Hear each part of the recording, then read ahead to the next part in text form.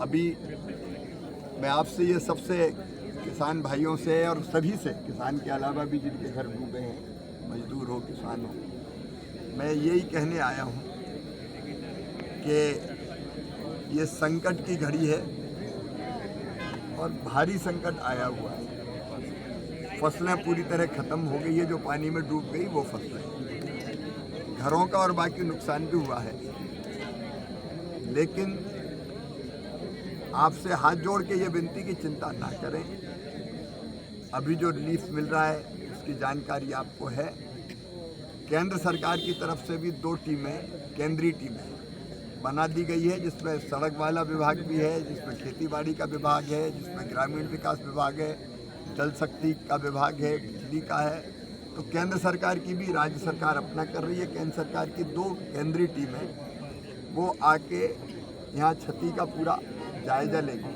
आज मैं भी सवेरे से घूम रहा हूँ, मैं तो खेतों में भी उतरा हूँ, अंदर भी गया हूँ, लेकिन अब रात का वक्त है तो पूरा क्षति का आकलन होगा और उसके बाद इस संकट से बाहर ले जाने के लिए हर संभव कदम उठाए जाएंगे।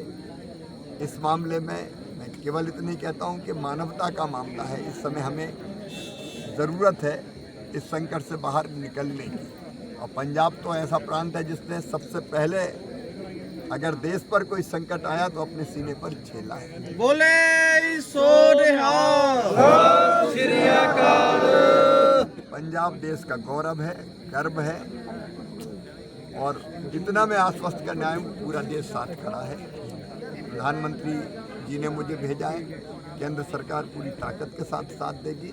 क्षति के आकलन के बाद राज्य सरकार भी अपना आकलन करेगी और फिर एक तो तात्कालिक राहत है, SDRF का फंड भी राज्य शासन के पास है, जिसमें केंद्र ने भी पैसा भेजा हुआ है। इस समय हम राज्य केंद्र कोई बात करना नहीं चाहते, मानवता के लिए सब एक मिल के काम करेंगे, तो उससे भी राहत के काम हो रहे हैं और आगे पूरी सहायता सरकार करेगी। आप चिंता ना करें, मुसीबत है लेकिन इस मुसीबत से निकाल के ले जाएंगे। और मैं भी आया हूँ तो सेवक के रूप में आया हूँ, कोई मंत्री के अहंकार के नाते नहीं आया।